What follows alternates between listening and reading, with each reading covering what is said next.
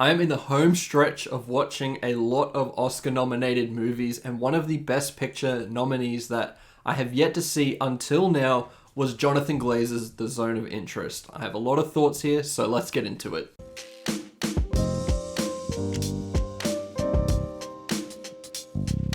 The Zone of Interest is a very experimental film in a lot of ways. This follows a family that lives right next door to a concentration camp. One of them works for the concentration camp, and we get a really interesting perspective as we see their day-to-day lives. This has a very fly-on-the-wall approach, as it feels less like a movie and sometimes treads into feeling like a documentary, as the performances are so authentic and the camera feels very hidden. And it was, if you understand and have heard about the way that this film was made. And the big takeaway from The Zone of Interest is a lack of empathy. The apathy that is shown throughout the entire course of this film can make you feel sick to your stomach, can make you feel angry, and make you really hate these characters, who are definitely a representation of real people during this just awful time period in history. This is Glazer's first film since Under the Skin, and it does have a very similar approach with how it wants to document this story. It's very fascinating, and I think can draw out a lot more emotions from the audience as you're watching this unfold. All of these characters practically treat the noise that is happening in the concentration camps, the screams, the gunshots, the sound of agony that is going on over the other side of this wall. They just treat it like background noise, like a bird chirping or a car driving past. It's nothing to them. And this complete disregard for that, not feeling anything at all, was almost horrifying to watch. However, I don't think that this film is as aimless as what I'm describing this to be. This has a clear sense of direction, and Jonathan Glazer does a great job of bringing this film to life. There are a couple of moments to me that felt a little bit aimless for sure. Under the Skin had a very similar issue to me, and I think that's just the way that Jonathan Glazer approaches his films.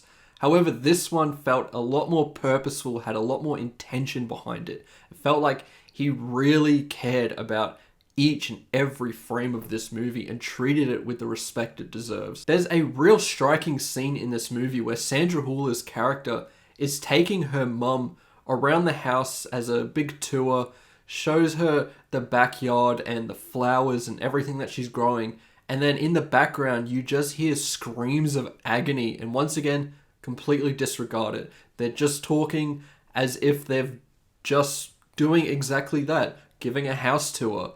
It's very bizarre. Both the side of Sandra Hüller's character showing this complete disregard is fascinating just as much as Christian Friedel's character, who is the person that works for this concentration camp.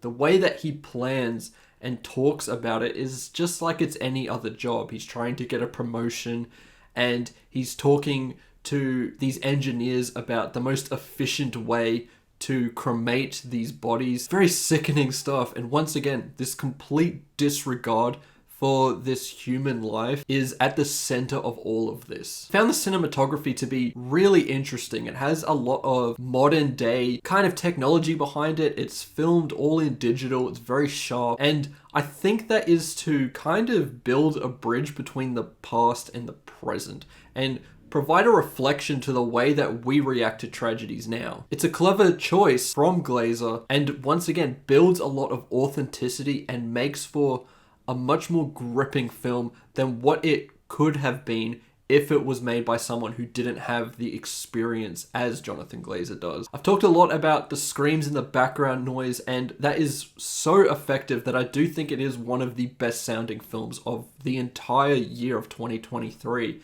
It is so purposeful and quite unique the way that it approaches it. It's not loud and booming. It's a little bit more subtle and in the background, but that was such a clear decision that it is so effective. Some of the most harrowing moments from this film is purely from sound. To me, if I were to give criticisms for the third act, I always find these movies really hard to give criticisms to, but just know I'm criticizing just the movie and that's it. I think the third act, it does fall off a bit. We get a location change and the story still has these similar themes, but it draws back on that a little bit to focus on something else. And that to me didn't work for me as much as the first two acts. I was very engaged in this film, and then the third act hit and it kind of dipped off a little bit to me. There's some moments of interpretation that I did quite like in that third act and that did work for me a little bit. Some of it doesn't seem like the best choice to me and probably are the most divisive aspects of this movie. But overall, as a third act, it just didn't quite grip me like the first two did. Last criticism that I have for this movie is that at the bookend, there is this long use of just a black screen with the score kind of playing.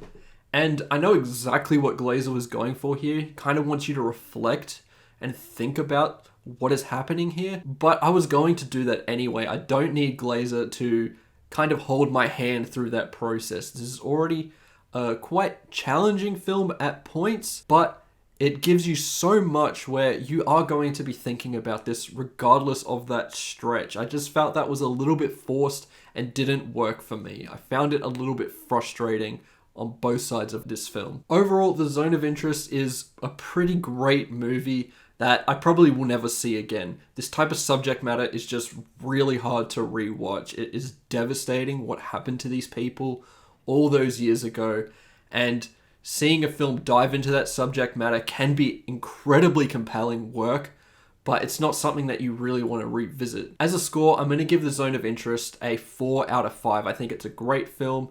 It is probably quite deserving of its Best Picture nomination. I do think there were some other movies I would have preferred to have get in, but this is filled with such essential subject matter that I completely understand its nomination. Anyway, those are my thoughts towards The Zone of Interest. Let me know what you think about this film in the comments below. I'd love to hear what you think. Do you think it is deserving of its Best Picture nomination? Remember to like and subscribe, and I'll see you in the next one. Goodbye.